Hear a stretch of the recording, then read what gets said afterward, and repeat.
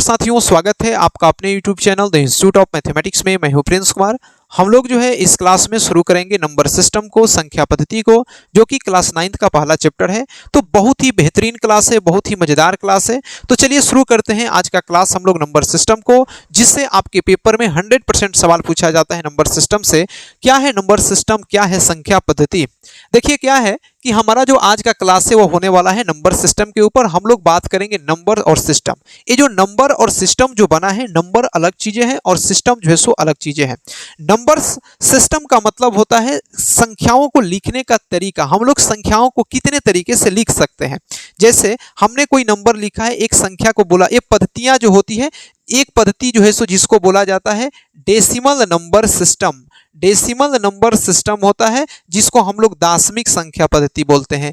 एक को बोला जाता है बाइनरी नंबर सिस्टम बोला जाता है, एक को बोला जाता है हेक्साडेसिमल नंबर सिस्टम बोला जाता है, एक को बोला जाता है ऑक्टाडेसिमल नंबर सिस्टम। तो ये संख्याओं को लिखने के अलग अलग जो क्या है तरीके हैं, मेथड्स हैं, जिस पर हम लोगों को बातें नहीं करनी है। हम लोग बेसिकली जो भी सिस्टम का यूज करेंगे वह डेसिमल नंबर सिस्टम का यूज करेंगे, दशमिक संख्या पद्धति का यूज करेंगे। और डेसिमल नंबर सिस्टम में जब हम लोग संख्याओं को लिखते हैं तो इसमें जो संख्याओं को लिखने की जो सबसे छोटी इकाई डिजिट होता है, अंक होता है, उनकी संख्या को हम लोग 10 को लेते हैं। जैसे डेसिमल नंबर सिस्टम को लिखने की जो सबसे छोटी इकाई होती है उसको हम लोग डिजिट कहते हैं, या हिंदी में इसको अंक कहते हैं। और ये जो अंक की संख्या होती है, नंबर ऑफ डिजिट्स होते हैं, वह होता है 0, 1, 2, 3, 4, 5, 6, 7, 8 और 9। यही 10 से मिलकर क्या बनता है, अंक बनता है, या फिर से जो है सो डिजिट्स बनता है। आई बात समझ में? इतनी बात अगर आप समझ गए होंगे तब जो है सो हम लोग आगे बढ़ते हैं। तो हम लोग जो भी यहाँ पे सिस्टम का यूज करेंगे वो डेसिमल नंबर सिस्टम का यूज करेंगे। अब हम केवल और केवल बात करते हैं संख्या के ऊपर, नंबर्स के ऊपर। अब तो आपको ये ओवरऑल पता चल चुका होगा कि हम लोग क्या पढ़ने वाले हैं। तो हम लोग अभी जो है सो पढ़ेंगे, संख्याओं पर बात करेंगे, नंबर्स के ऊपर बात करेंगे। ये जो संख्याएं होती हैं इनकी क्लासिफिकेशंस के ऊपर हम लोग जो क्या करेंगे, बात करेंगे। ये जो देखिए जो नंबर्स होती है, जो संख्याएं होती है, इनका वर्गीकरण जो होता है, इनका क्लासिफिकेशंस जो होता है, हम लोग बेसिकली करते हैं नंबर लाइन के आधार पर। तो नंबर लाइन के आधार पर संख्याओं को हम लोग दो तरीके से बांटते हैं, दो प्रकार से बांटा जाता है। एक संख्या को हम लोग बोलते हैं रियल नंबर, एक संख्या को बोला जाता है रियल नंबर, और एक संख्या को बोला जाता है इमेजिनरी नंबर। संख्याओं का क्लासिफिकेशन हम लोग बेसिकली नंबर लाइन पर दो तरीके से करते हैं। एक को कहते हैं रियल नंबर। रियल नंबर को हिंदी में जो है सो कहा जाता है वास्तविक संख्या, वास्तविक संख्या कहा जाता है। जबकि इसको जो है सो हम लोग कहते हैं काल्पनिक संख्या कहते हैं। कौन सी संख्या कहते हैं? काल्पनिक संख्या कहा जाता है, या फिर से जो है सो इमेजिनरी नंबर कहा जाता है। तो संख्याओं का क्लासिफिकेशन हम लोग नंबर लाइन के आधार पर दो तरीके से करते हैं। एक को कहते हैं रियल नंबर, जबकि दूसरे को कहते हैं इमेजिनरी नंबर, या फिर से जो सो वास्तविक संख्या, इमेजिनरी नंबर काल्पनिक संख्या होती है। रियल नंबर क्या होती है कि जिन संख्याओं को, जिन नंबर्स को हम लोग नंबर लाइन पर रिप्रेजेंट कर सकते हैं, जिस नंबर को नंबर लाइन पर रिप्रेजेंट कर सकते हैं,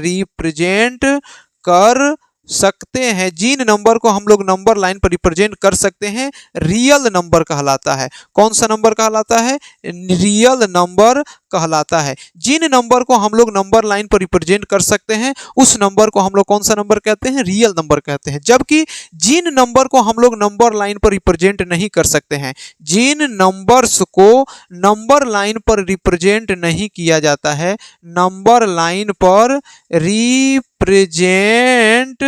नहीं किया जाता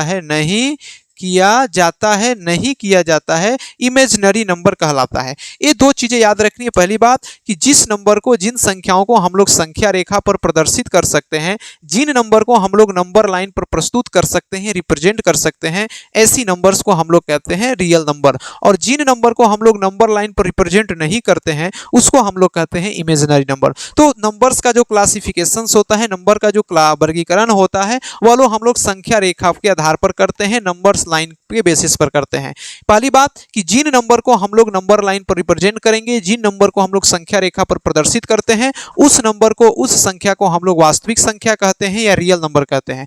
जबकि जिन संख्याओं को हम लोग नंबर लाइन पर संख्या रेखा पर प्रस्तुत नहीं करते हैं, रिप्रेजेंट नहीं करते हैं, ऐसी संख्या को, ऐसे नंबर्स को हम लोग काल्पनिक संख्या कहते हैं। अब हम लोग सीखेंगे कि जो वास्तविक संख्याएं होती हैं कौन कौन सी संख्या होती है और काल्पनिक संख्या जो है सो कौन कौन सी संख्या होती है। तो एक झटके में आपको हम बता देते हैं कि काल्पनिक संख्या पर हम बात करेंगे, लेकिन हम लोगों के सिलेबस में इमेजिनरी नंबर को, काल्पनिक संख्या को नहीं पढ़ना है। जब हम लोग क्लास 11th में जो है सो कॉम्प्लेक्स नंबर पढ़ेंगे, सम्मिश्र संख्याएं पढ़ेंगे, वहां पे जो है सो इस चीज की चर्चा करेंगे, इमेजिनरी नंबर के बारे में, काल्पनिक संख्या के बारे में। अभी थोड़े से आपको मोटे तौर पर हम बता देते हैं, फिर हमारा पूरा टॉपिक जो है सो रियल नंबर पर ही आएगा। पूरी क्लास में हम लोग रियल नंबर पर ही बात करेंगे। थोड़ी देर में आपको हम काल्पनिक संख्या समझाते हैं, शायद समझ में आ जाए। जैसे कोई भी संख्या होती है, अच्छा रियल नंबर की एक विशेषता क्या होता है, रियल नंबर की एक पहचान होती है कि किसी भी रियल नंबर का स्क्वायर करेंगे, रियल नंबर का हम वर्ग करेंगे तो हमेशा एक धनात्मक संख्या आएगा, हमेशा एक पॉजिटिव नंबर आता है। एक बात याद रखना कि किसी भी वास्तविक संख्या का, किसी भी रियल नंबर का जो वर्ग होता है, स्क्वायर होता है, वो हमेशा एक धनात्मक संख्या मिलता है, ऑलवेज एक पॉजिटिव नंबर मिलता है। ठीक है। लेकिन काल्पनिक संख्या क्या होती है, जैसे मैं पूछूंगा कि बताइए √4 का मान कितना होगा, तो आप कहेगा कि √4 का मान जो है सो कितना हो जाएगा, 2 हो जाएगा। अगर मैं पूछूंगा कि √9 का मान कितना होगा, तो √9 का मान जो है सो 3 हो जाएगा। मैं कहूंगा कि √16 का मान कितना होगा, तो इस तरीके से आप आसानी से जो इसका मान बता सकते हैं कि √4 का मान 2 हो जाएगा, √3 का मान 9 हो जाएगा, सॉरी √9 का मान 3 हो जाएगा, √16 का मान 4 हो जाएगा। लेकिन मैं ऐसे पूछूं कि क्या कहीं पर ऐसे लिखा हो जाए -√4 का आप मान बताइए कितना होगा, तो ऐसा हमारे पास कोई भी नंबर सिस्टम में चीजें डिफाइन नहीं कर पाएगा कि -√4 का हम लोग वर्गमूल बता पाए, -√4 का हम लोग जो है स्क्वायर रूट बना पाए।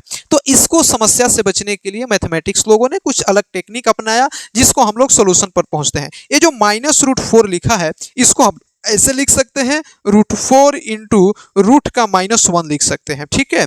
और इसी -√1 को एक शब्द दिया जाता है जिसको हम लोग बोलते हैं आयोटा बोलते हैं, और इस आयोटा जो है सो किसके बराबर होता है, -√1 के बराबर होता है। तो -√1 की जगह पर आयोटा लिख सकते हैं, और √4 का वर्गमूल करेंगे तो कितना हो जाएगा, 2i हो जाएगा। और ये जो आयोटा का स्क्वायर होता है, आयोटा का वर्ग जो होता है -1 होता है।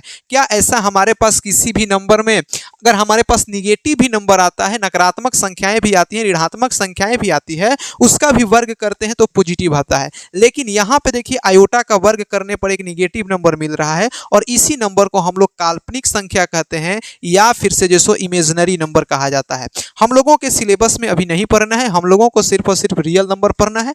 जब हम लोग कॉम्प्लेक्स नंबर को पढ़ेंगे क्लास 11th में, तो वहां पे जो है इस चीजों को हम लोग अलग से डिस्क्राइब करेंगे। अभी सिर्फ इतना बात करना है कि आपको रियल नंबर और इमेजिनरी नंबर समझ में आया कि नहीं आया। जिन संख्या को हम लोग संख्या रेखा पर प्रदर्शित करते हैं रियल नंबर, और जिन संख्या को हम लोग संख्या रेखा पर प्रदर्शित नहीं करते हैं वे इमेजिनरी नंबर कहलाता है, या फिर से जो सो काल्पनिक संख्या कहलाता है। इतनी बात समझ गए होंगे। अब हम लोग सीखेंगे कि रियल नंबर के कई सारे टाइप्स होते हैं, रियल नंबर के कई सारे प्रकार होते हैं, रियल नंबर के कई सारे क्लासिफिकेशंस होते हैं। उन चीजों को हम लोग एक एक करके समझने का प्रयास करते हैं। वास्तविक संख्या के कुछ वर्गीकरण को देख लेते हैं, कुछ टाइप्स को देख लेते हैं।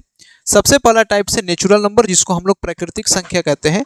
प्राकृतिक संख्या कहते हैं कि गिनती में उपयोग होने वाली संख्या को हम लोग कहते हैं प्राकृतिक संख्या। यानी कि जितनी भी काउंटिंग्स की नंबर होती है, जितनी भी गिनती की संख्याएं होती है, उन सभी संख्याओं को हम लोग कहते हैं प्राकृतिक संख्या कहते हैं, या नेचुरल नंबर्स कहते हैं। गिनती में उपयुक्त होने वाली संख्या को कहते हैं प्राकृतिक संख्या। All counting numbers are called natural number कहा जाता है। सबसे छोटी जो प्राकृतिक संख्या वह होती है 1 होती है, जबकि सबसे प्राकृतिक संख्या के बारे में हम लोग नहीं बता सकते, इनफिनाइट होती है, अनंत होती है। अगर कोई कहेगा कि क्या प्राकृतिक संख्या की, नेचुरल नंबर की संख्या को हम लोग गिन सकते हैं, नहीं गिन सकते हैं। और नेचुरल नंबर को जब भी हमको सूचित करना होगा तो हम लोग इसको कैपिटल N से डिनोट करते हैं। तो नेचुरल नंबर आई होप कि समझेंगे कि नेचुरल नंबर क्या होती है, कि गिनती में उपयोग होने वाली संख्याओं को, गिनती में प्रयुक्त होने वाली संख्या को हम लोग नेचुरल नंबर कहते हैं, या फिर से जो संख्या क्या बोलते हैं, प्राकृतिक संख्या बोलते हैं। दूसरा संख्या होता है होल नंबर, जिसको हम लोग पूर्ण संख्या कहते हैं। पूर्ण संख्या क्या होती है कि अगर नेचुरल नेचुरल नंबर में जीरो को हम शामिल कर लेते हैं। अगर कोई नेचुरल नंबर है, प्राकृतिक संख्या है, उस प्राकृतिक संख्या में अगर जीरो को इंक्लूड कर लिया जाता है, सम्मिलित कर लिया जाता है, तो जो संख्याओं का समुच्चय बनता है, जो संख्याओं का समूह बनता है, उसको हम लोग होल नंबर कहते हैं या फिर से जो है पूर्ण संख्या कहते हैं। और जो पूर्ण संख्या शुरू होती है वो जीरो से स्टार्ट होती है। जीरो, जीरो, 1, 2, 3, 4, 5 से कहां तक जाती है? इन्फिनाइट तक जाती है, अनंत तक जाती है। और सबसे छोटी जो पूर्ण संख्या होती है, सबसे स्मॉलेस्ट जो होल नंबर होता है, वह होता है जीरो। अब यहां से एक सवाल आपसे पूछा जा सकता है कि बताइए, क्या जितने भी पूर्ण संख्या होती हैं सभी की सभी प्राकृतिक संख्याएं हो सकती है? नहीं हो सकती है। लेकिन सभी प्राकृतिक संख्या जो है सो क्या हो सकती है? पूर्ण संख्या हो सकती है। मैंने यहाँ पे लिखा है सभी प्राकृतिक संख्या जो है सो पूर्ण संख्या होती है, जबकि सभी पूर्ण संख्या प्राकृतिक संख्या नहीं हो सकती है। जैसे मैं कहूंगा कि 5 लिखा है, मैं पूछूंगा कि 5 बताइए। 5 एक प्राकृतिक संख्या है, लेकिन 5 एक पूर्ण संख्या भी है, ठीक है। तो जितनी भी प्राकृतिक संख्या होती है सभी के सभी पूर्ण संख्या होती है। मैं कहूंगा कि एक प्राकृतिक संख्या है तो पूर्ण संख्या भी है, लेकिन जीरो एक पूर्ण संख्या है लेकिन प्राकृतिक संख्या नहीं है, ठीक है। तो प्राकृतिक संख्याएं पूर्ण संख्याएं हो सकती है, सभी प्राकृतिक संख्याएं सभी पूर्ण संख्याएं हो सकती है, जबकि सभी पूर्ण संख्याएं प्राकृतिक संख्याएं नहीं हो सकती है। आई बात समझ में? इसके बाद से संख्याओं का और हम लोग को क्लासिफिकेशंस पढ़ना है, जिसको हम लोग बोलते हैं पूर्णांक। पूर्णांक क्या होता है कि जो धनात्मक संख्याएं होती है, जो पॉजिटिव नंबर्स होती हैं और जो निगेटिव नंबर्स होती है, धनात्मक संख्या ऋणात्मक संख्याओं के जो समूह होता है, धनात्मक संख्या यानी कि पॉजिटिव नंबर्स, ऋणात्मक संख्या मतलब कि निगेटिव नंबर्स, और जीरो, तीनों के समुच्चय को, तीनों के समूह को जो है सो हम लोग क्या कहते हैं? पूर्णांक कहते हैं या फिर से जो है सो इंटीजर्स कहते हैं। और इसको हम लोग बेसिकली जेड से सूचित करते हैं, और इसमें निगेटिव नंबर भी आता है, -1, -2, -3, 0, 1, 2, 3, 4। ये सभी की सभी कौन सी संख्याएं होती है? पूर्णांक संख्या होती है या फिर से जो सो इंटीजर्स नंबर होता है।